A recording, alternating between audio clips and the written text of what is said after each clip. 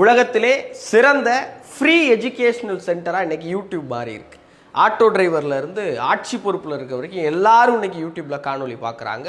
ஒரு வீடியோவாவது பார்க்காம யாரும் இன்றைக்கி தூங்க போகிறது இல்லை.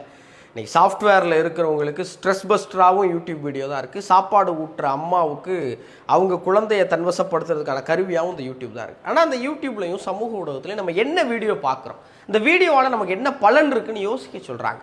இன்றைக்கி பல்வேறு சமூக பொறுப்புள்ள செயல்களை செஞ்சுட்டு வர்ற யான் அறக்கட்டளை யான் தமிழுங்கிற ஒரு யூடியூப் சேனலை தொடங்குறாங்க.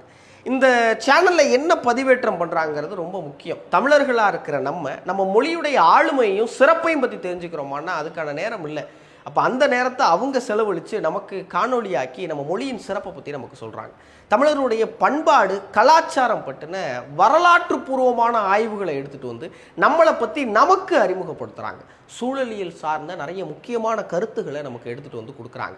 நம்ம பிள்ளைகளுக்கு யான் தமிழ் யூடியூப் சேனலை அறிமுகப்படுத்தி அவங்களுடைய அறிவு பெருக்கத்துக்கும் நம்மளுடைய வரலாறை நம்ம தெரிஞ்சுக்கிறதுக்கும் பயனுள்ள விஷயங்களை செய்யுங்க. எல்லாரும் யான் தமிழ் யூடியூப் சேனலை பாருங்கள். நம்ம தெரிஞ்சுக்கிறதுக்கு இது ஒரு நல்ல தளமாக இருக்கும்னு நான் நம்புகிறேன்.